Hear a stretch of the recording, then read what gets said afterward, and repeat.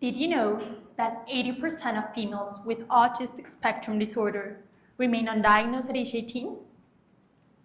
That's what a study conducted by Dr. Robert McCrossing in 2022 revealed, and I would like you to take a moment to think about it. In a room filled with 100 young autistic women, 80 of them wouldn't even know they have autism.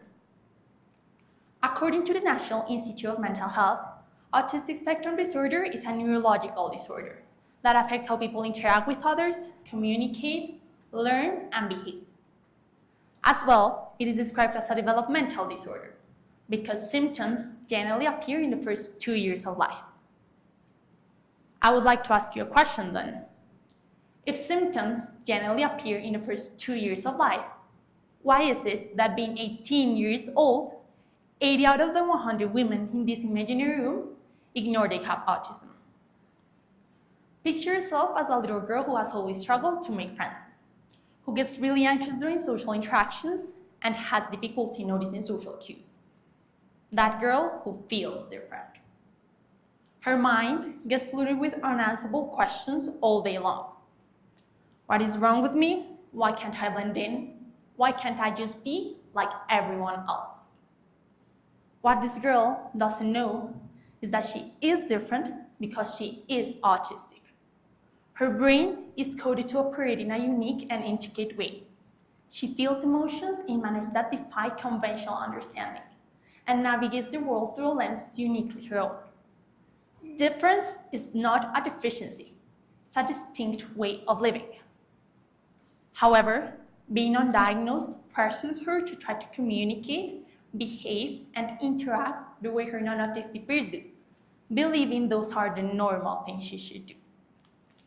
Females who are misdiagnosed, diagnosed after a significant delay, or not diagnosed altogether are being robbed of the right to receive support, therapeutic intervention, and tools that further nourish their process of self-knowledge. All mentioned previously won't be of little account. In fact, it has a great psychological cost. So this isn't just unfortunate or unlucky. It is actually outrageous. My name is Iara Moreno, and today I want us to explore the fundamental role a timely diagnosis plays in autistic women's mental health, as we analyze which are the factors contributing to their lower rates of diagnosis compared to men. At this point, you're probably still confused about what autistic spectrum disorder really is.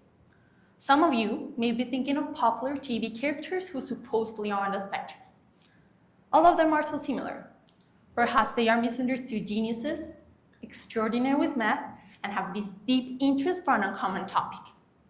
Let's say twins, like Sheldon Cooper in The Big Bang Theory, penguins, like Sam Clifton in Atypical, or medicine, like Sean Murphy in The Good Doctor. Like many, I once believed such TV portrayals represented all autistic people.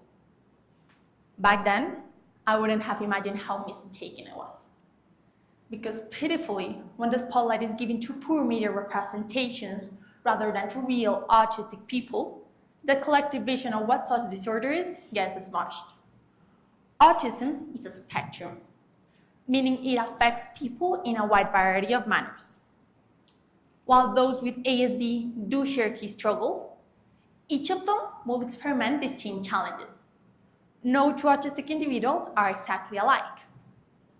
When referring to the neurological affectations coming from the disorder, there are actually a plethora of symptoms.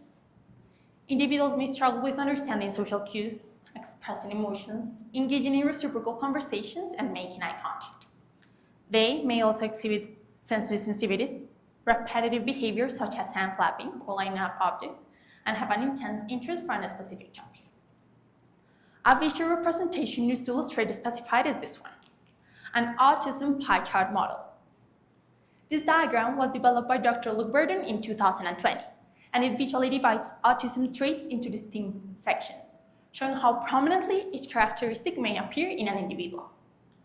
For example, a person might experience anxiety or meltdowns with maximum intensity, while showing moderate sensory processing challenges. Conversely, another individual could have severe sensory sensitivities, alongside relatively lower anxiety. And just like there are differences between all individuals, when talking about symptoms for females with ASD, there are some gender disparities worth mentioning. Autistic women often show fewer repetitive behaviors and milder core autism symptoms in childhood than men. Although they may struggle more with communication, their higher empathy level can make their autism seem less noticeable.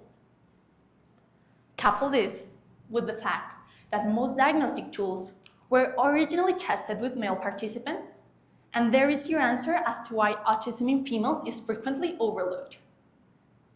By being assessed on male-centered criteria, women may need to exhibit a greater number or more intense symptoms in order to get their diagnosis, which could be considered rather ironic, because since we were little kids, we have been taught how we're supposed to behave in social scenarios.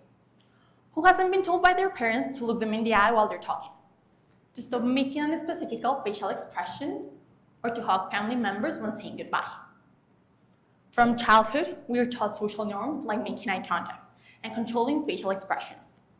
Social norms that for a person with ASD may not come naturally. But when you're consistently pushed to engage in uncomfortable conduct just to fulfill societal expectations, you may begin hiding your true self simply to please others. You camouflage, you mask.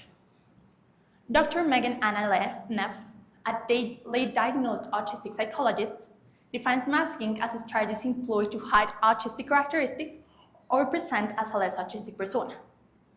Strategies that involve concealing or suppressing those behaviors that might reveal one's autistic traits. Now, I would like you to make a guess.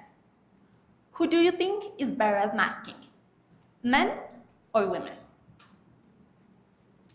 Yes, as you probably predicted, women are better able to camouflage their ASD symptoms than men. Quantitative estimations suggest that about 90% of females do it.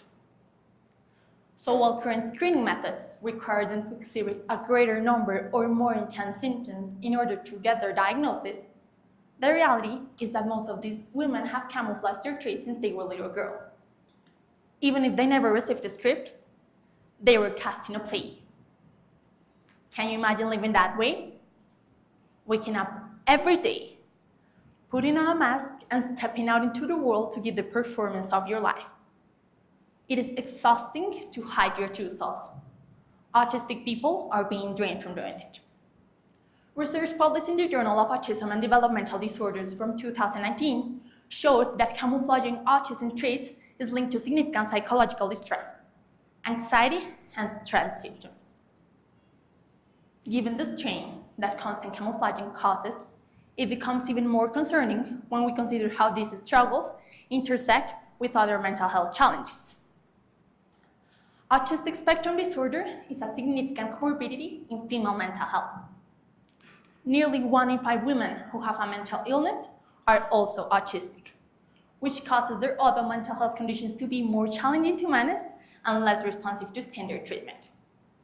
For instance, autism-related rigid thinking can intensify restrictive hearing behaviors in anorexia, while sensory sensitivities can worsen paranoia in psychosis. And as if all mentioned previously wasn't alarming enough, data reveals a devastating reality. According to Professor Kerry Coles, who works at the Australian Institute for Suicide Research and Prevention, autistic people are more than 3 times as likely to attempt suicide, and females face an even higher risk. So I think it's a great moment to make a pause. We all need it. Let's have a second to take in what I just said. Because here, I'm not only telling you about the statistics, I am talking about the very real humans behind all the numbers. The tangible women at the back of each ratio, who put a mask on every day, sacrificing their true selves just to fit in. The little girls hidden under the percentages, who may be developing a comorbid mental illness and even considering suicide. They are all very important, and I strongly believe they deserve to be acknowledged for longer than the 12 minutes I'm able to speak today. Knowing about the existence of a problem will never be enough. If we all stand to the side, pretending things are magically going to get better, we become part of the problem. We should all advocate for the well-being of these women, who, as far as we know, could be anyone. Daughters, sisters, wives, friends, or colleagues. And none of them deserves to spend years isolated, confused, and struggling to understand their own minds. The improvement of diagnostic tools should not be seen as a mere clinical milestone. It is a way of saving lives. Just like acceptance and tolerance are key to inclusion and equality. Together, we can ensure that each girl and woman is surrounded by an environment where she is appreciated and encouraged to be her own self. In our daily lives, it begins with being open to listen, seeking to understand, and answering with compassion. Every little action counts. Every voice raised in advocacy brings us closer to a world where autistic women feel safe, seen, and valued. Recognizing females from an early age makes it far more likely that they will receive the support and acceptance that can truly make a difference. That's why, before you leave, I would like you to listen to one of the most powerful autistic women's voices of our generation, Greta Thunberg. Once we act, hope is everywhere. So instead of looking for hope, look for action. Then, and only then, hope will come. Thank you.